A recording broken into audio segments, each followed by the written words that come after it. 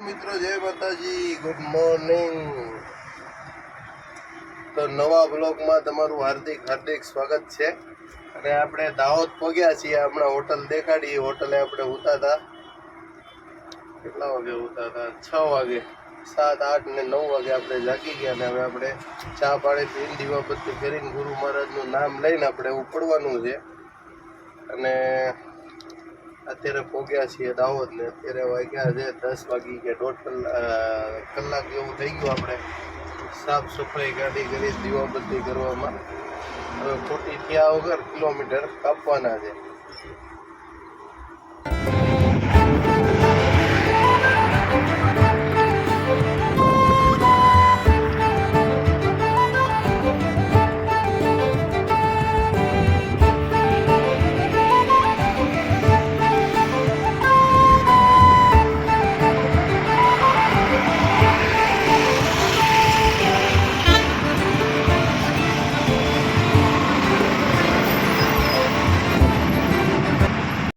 તો આપણે અત્યારે ગુજરાતમાંથી એમપીમાં એન્ટર થઈ ગયા છીએ। આ આપણી ગુજરાતની બસો છે, આ એમપી બોર્ડર સુધી જ આવે છે, એમપીમાં એન્ટર નથી થતી બધી। જો અહીંયા આગળ ઊભી હોય, હવે સવારમાં આવીએ છીએ વહેલા, હવે સાંજે અહીંથી પાછી ઉપડશે।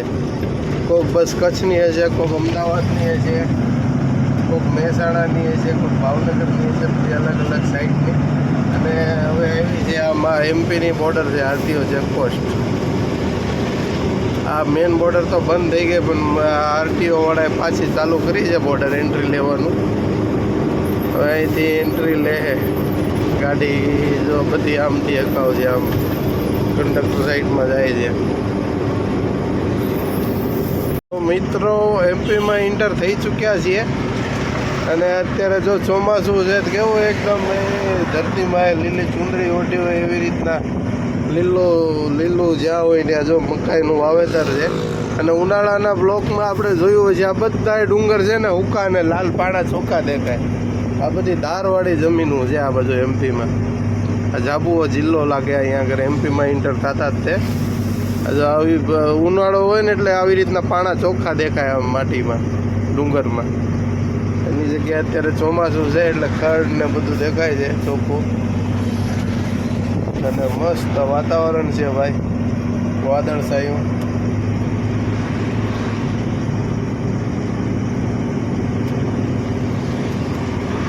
હેલો મિત્રો, તો આપણે મચ્છલિયા ઘાટ પહોંચ્યા છીએ। આ છે દાહોદ ઇન્દોર હાઈવે, અને પહેલાં સિંગલ રોડ હતો, હવે આ 4 લાઇન બની ગયો છે। અને આવી રીતના ડુંગરને કોતરીને ઘાટ બનાવ્યો છે।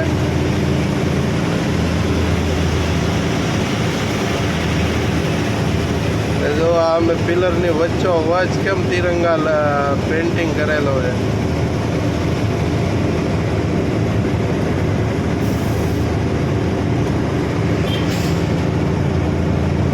ઇન્દોર 125 કિલોમીટર છે અહીંથી। અને અત્યારે આપણે પહોંચ્યા છીએ મચ્છલિયા ઘાટમાં।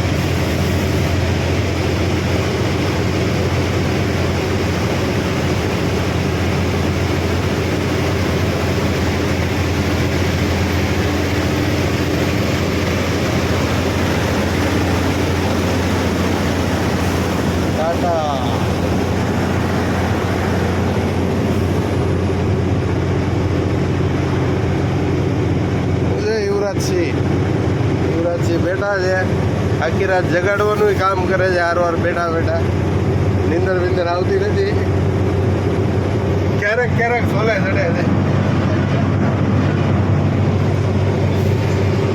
જોઈ લ્યો મચ્છલિયા ઘાટ।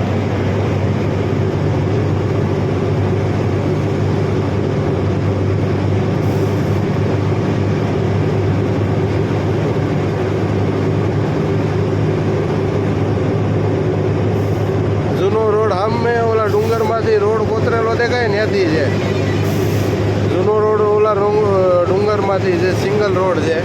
અને આ નવો 4 લાઇન બન્યો છે। આવું કાંઈક વાતાવરણ છે ભાઈ।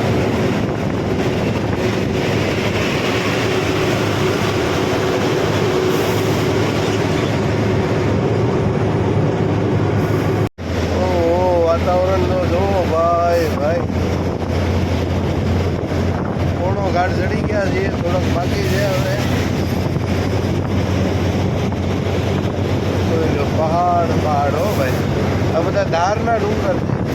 આ બાજુ બધા ખેડૂત જે વાવેતર દેખાય છે એ એક પાક જ લઈ શકે છે ભાઈ. ઉનાળામાં ખેતી નથી થતી અહીંયા આગળ. ઉનાળામાં આવું ઊકું હોય.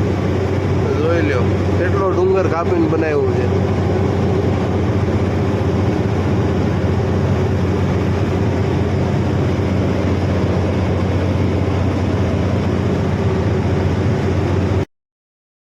મિત્રો ઘાટ ચડી ગયા છીએ. જો ઘાટ ચડી ગયા પછી કેવો નજારો લાગે. એ ઢોર આગે આગે ચરે છે. એ મસ્ત વાતાવરણ છે એકદમ.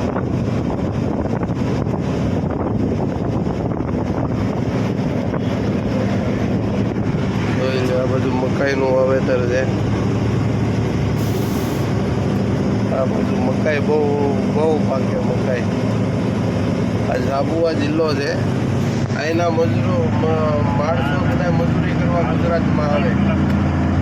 ઝાબુઆ જિલ્લાના, કેમ કે અહીંયા ચોમાસાનો એક જ પાક લેવાય. બીજો પાક અહીંયા આગળ ન, કેમ કે પાણીની એવી સમસ્યા છે અને જમીનો ઓછી છે.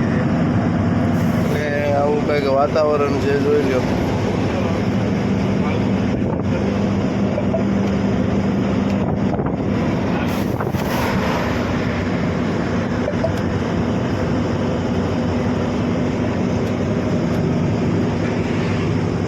ઢોર ને એવું બધું ચરાય છે. ચોમાસાની મજા જ કંઈક અલગ છે. હલો મિત્રો, તો અત્યારે ધાર પાસે આપણે ઊભા છીએ. હોટલે જમવા માટે ઊભી રાખી છે ને આપણા conductor Shri Yuvrajsinh tyre check કરે છે અને જરાક છાંટાઈ ચાલુ થયા છે. કાચ પલારે એવા જો દેખાતું હોય તો. અને હાલો હવે આપણે પેટ પૂજા કરી લઈએ, પછી મળીએ પાછા. મિત્રો જમવામાં જે છે મકાઈના રોટલા છે અને ઉડદ ચણાની દાળ છે ને છાશ છે. ને આ એમપીની હોટલ છે, શુદ્ધ શાકાહારી. કેમ છે યુવરાજસિંહ એમપીનો ટેસ્ટ? યુવરાજસિંહને બધું નવું જ લાગશે. હાલો તો બધા મિત્રો જમવા. મિત્રો તો આપણે હવે જમી લીધું છે ને હવે નીકળવાની તૈયારી કરીએ છીએ. તો આવી કંઈક પાછળ હોટલ છે. અહીંયા આગળ આપણે જમવા ઊભા હતા. સોલંકી રેસ્ટોરન્ટ ધાર પાસે આવી, રાજગઢ પાસે. અને બહુ મસ્ત જમવાનું હતું, મજા આવી ગઈ. અને હવે આપણે ધીરે ધીરે કિલોમીટર કાપતા એ ટાઢોળું વાતાવરણ છે. ટાયર વાયર કાંઈ એટલા બધા ગરમ થાય નહીં. ધીરે ધીરે જવા દઈએ. હલો મિત્રો, તો આપણે પહોંચી ગયા છીએ ઇન્દોર. આજે ઉપરથી રોડ જાય છે, ઇન્દોર સિટીમાં જાય છે ને આ આગળ નો એન્ટ્રી લાગે. એટલે આપણે આ બ્રિજની નીચે આપણે ઇન્દોરની પહેલાં બ્રિજની નીચેથી ડ્રાઈવર સાઈડ ટર્ન મારવાનો, પ્રીતમપુર થઈને જવાનું. પ્રીતમપુર થઈને ની આગળ મળી જાય મુંબઈ આગ્રા હાઈવે. અહીંથી હાઈવે થાય છે 15 થી 16 કિલોમીટર.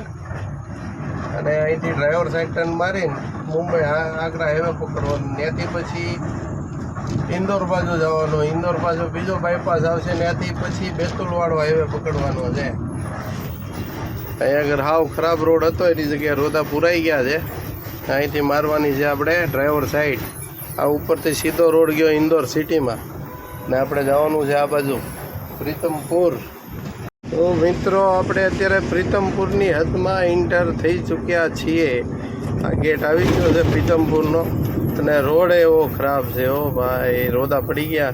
ગઈ ટીપે અહીંયા એક રોદો નહોતો, એની જગ્યાએ 10 દિવસમાં ખાડા થઈ ગયા રોડે. औद्योगिक नगरी पीतमपुर में आपका स्वागत है. श्री विश्वकर्मा द्वार. પ્રીતમપુરમાં જ્યાં એન્ટર થાવ ને ત્યાં આવો ગેટ છે. અને પ્રીતમપુરની બહાર નીકળીએ ને ત્યાં આવો ગેટ છે. ચાલો અત્યારે ભોગ્યા છે પ્રીતમપુર.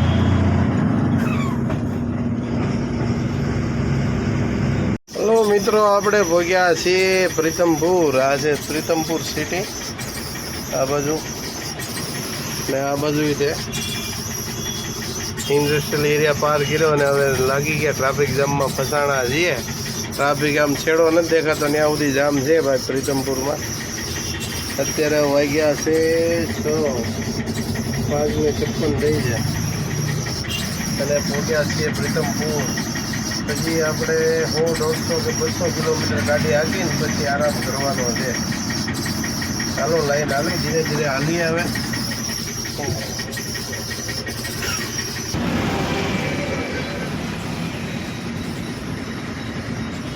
આવું કંઈક મસ્ત મજાનું વાતાવરણ છે. વરસાદ તો નથી અહીંયા, ગુજરાતમાં બહુ હતો વરસાદ. હો ભાઈ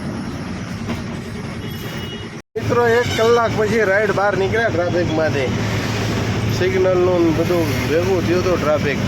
આજે પ્રીતમપુર સિટી જો મસ્ત દ્વાર બનાવ્યો છે. અહીંયા કાંઈક મંદિર છે મોટું, તો જ આવો મંદિર જેવો ગેટ હોય. અને આ બ્રિજ ચડીએ છીએ. જો પ્રીતમપુર જેવા એન્ટર થયા એવો એક ગેટ આવ્યો તો હવે જો હમે દેખાય છે આ બીજો ગેટ છે. બહાર નીકળો ને એટલે આ બીજો ગેટ આવ્યો. આ બ્રિજ ઉતરીને દેખાતો હોય તો. અને આ છે પ્રીતમપુર સિટી. આ જમવાનો ટાઈમ થઈ ચૂક્યો છે. હલો મિત્રો, અત્યારે વાગ્યા છે 8 અને આપણે ઇન્દોર બાયપાસમાંથી ચડી ગયા છીએ આ બેતુલવાડા હાઈવે. અને આપણો રૂટ રહેવાનો છે ખાતેગાંવ. પહેલાં આવશે કન્નોજ, કન્નોજથી આવશે ખાતેગાંવ, પછી આવશે હરદા, હરદાથી પછી આવશે બેતુલ ને બેતુલથી આવશે નાગપુર, નાગપુરથી ભંડારા થઈને રાયપુર. અને આ સિંગલ રોડ છે. 100 કિલોમીટર આપણે આ સિંગલ રોડમાંથી હાલવાનું છે. 100 કિલોમીટર સુધી આવો સિંગલ ને ખરાબ રોડ આવશે. અને પછી હારો આવી જાય એક નાનો એવો ઘાટ આવશે 4-5 કિલોમીટરનો. પછી આવશે પાછો 4 લાઇન. તે ઠેઠ રાયપુર સુધી 4 લાઇન છે. હલો મિત્રો, આપણે પહોંચ્યા છીએ કન્નોજની. પહેલાં 15 કિલોમીટર પહેલાં ઘાટ આવે છે. ઘાટમાં અને છે ઘનઘોર જંગલ. રાતના નહીં દેખાય કાંઈ. આમ જો અમુક અમુક ઝાડવા દેખાય છે. અને લગભગ 4-5 કિલોમીટરનો ઘાટ છે. અને થોડુંક ટ્રાફિક જામ થયું છે. લાઈન લાગેલી છે. આગળ કંઈક ગાડી બાડી ફેલ ન થઈ હોય તો સારું, નકર અહીંયા રાત 2-3 કલાક આપણી નીકળી જાય. આગળ તો લાઈન છે પણ પાછળ થોડીક લાઈન થવા માંડી છે. જો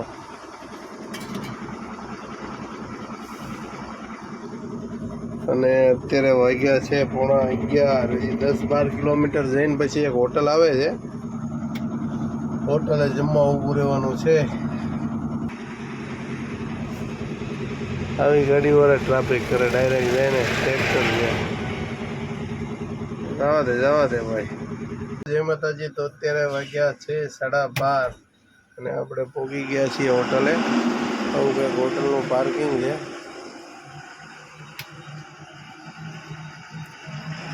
આ બધું જંગલ વિસ્તાર છે. બધી ગાડીઓ પડી, ઝાડવા વાડવા બધું આડું છે. ધૂળ જો ચડી ગઈ ટ્રાફિકમાં, કાચમાં. તો હાલો મિત્રો, જમી લઈએ હવે, પછી મળીએ. જમીન હલાવ્યા છીએ. અત્યારે વાગી ગયો છે 1 અને હવે અહીંયા સુઈ જવાનું છે. ઓરમાં જાગવાનું છે 6 વાગે. તો જય માતાજી, ગુડ નાઇટ, જય ગુરુદેવ. સ્વસ્થ રહો, મસ્ત રહો ને વ્યસ્ત રહો. યુવરાજ સીધા અગાઉ ચડી ગયા છે ગાડીમાં. દરવાજા પેક થઈ ગયા છે ને હવે આપણે સુઈ જવાનું છે. સવારમાં 6 વાગે જાગીને પછી અહીંયા નાશું કે પછી થોડાક આગળ જઈને નાશું. હાલો તો ગુડ નાઇટ.